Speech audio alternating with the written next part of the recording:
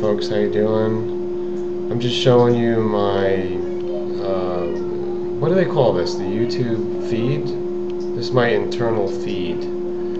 So,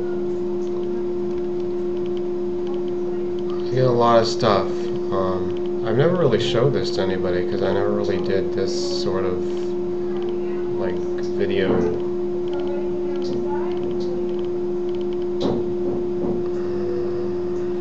Jody asks jury to spare her life.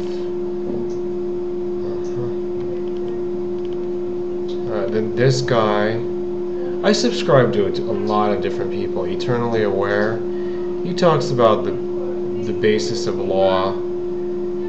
He's very monotonous and meticulous. I don't want to say it's a negative thing, just the meticulous usually doesn't connote anything negative, but he goes over the very fundamental, like, details, but they're just like the really basic building blocks of law. And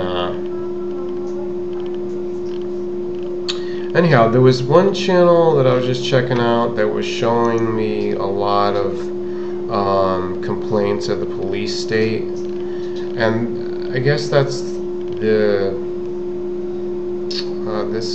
this channel. Sometimes this channel here is also saying a lot of that stuff, but like with a view of, you know, how can we help ourselves. He gives a lot of kind of like personal advice. Here's the one. This channel is doing a lot of I guess you could say whistleblowing, and a whistleblower putting out information about Benghazi whistleblowers. So that's kind of what I wanted to talk about today, that we tend to focus on the videos that show that the police state is out of control. But if you knew me in my youth, like I would say back in the 80s, the 1980s, a little bit into the 90s, but mostly the 1980s. Well, no, let's say all the 90s too, okay, where I'm still in my formative stages, because right now I'm not. Right now, I could say that I'm not, because I'm not doing like silly, uncalculated things like that, like reckless. But in that period, if you would have had cameras going, like my friends that were there when things happened, or I would tell you many dozens of incidents. If there were cameras there, and you would see that footage now on YouTube, you would be crying and shrieking and talking about police state. I guarantee you. But the point is, there were no cameras then. Nobody even had a cell phone. I used to go around with an 8mm camera occasionally, but it was crazy because you would spend a lot of money and get 3 minutes of film, and then you would have to develop it and bring it back, and you had to put it into a projector. So it seemed to be more complicated, and it wasn't as fun as the new stuff. So you got to get the new shit. And then when they put out video, and they put out digital and DVDs, and now broadband streaming and blah blah blah blah blah. And look what I'm doing now. You know, filming the screen and got webcam and everything happening. So it's like everything changed in between 20 to 30 years of the recent history. This stuff wasn't fun when you could always get the new shit, and then the new shit became more fun, and then you've got to keep up with it. So now what's really fun is like focusing on the police state videos. But I'm telling you, I'm pretty sure even when I had trouble in the 80s, those fucking scenes were way better than the shit that you're having now. I have no way of proving it. But here, let's put it into perspective. Even if it wasn't better or more extreme what I went through, let's just say this, that it's equal. It's equal. Nothing has really changed except the technology to be able to look at it, either liking it or disliking it. If you want to do the black and white thing, you can either be a cop who or a cop supporter who supports the police state, and when you see it, you say, yeah, look at, see, this is why we have jobs. This is why we're the good guys. Or you could be on the negative side, anti-cop, you know, fuck the pigs. And you can watch these things and be like, yeah, see what they do. See, this is why we're against the cops and we can't trust them. So it becomes like a black and white world. You either like it or you dislike it in watching these videos. But what I'm saying is, it's always been like that. Without the technology of today, without even a camera, just by your memory. Doesn't anybody remember if they had trouble in the 80s? Or how about the 70s? Or how about the 60s? Where did it all begin?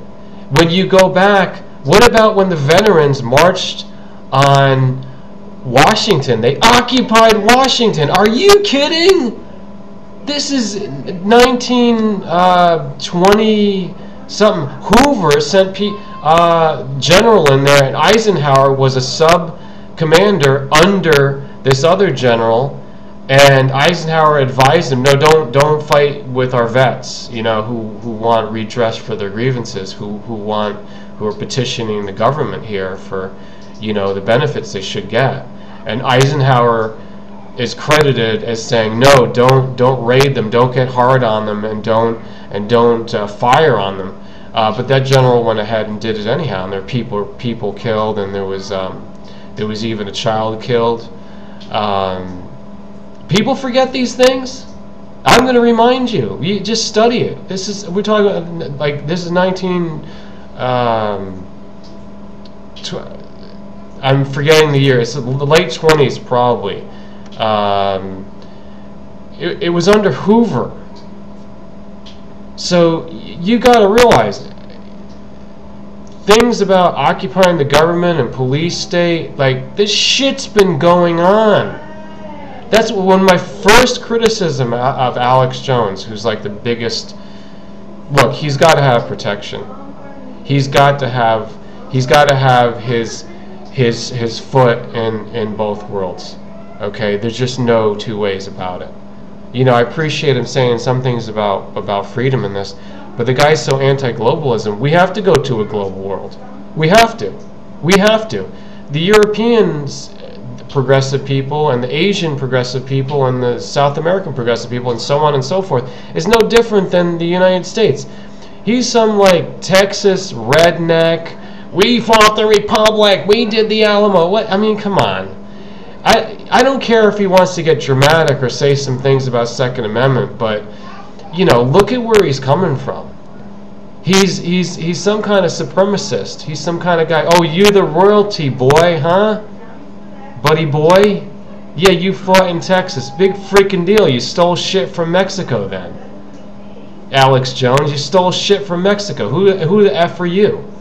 So I don't buy into all his garbage. I just see everything and I take it with a grain of salt. I observe everything.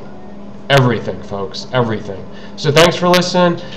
Make your comments, but of course I'm being suppressed. I don't have the kind of shill tactics or shill protection. I don't have all that. I'm just an independent guy that's been on there here doing my best. Like this, favorite it, share it with all your friends, and make sure you're subscribed. Talk to you soon.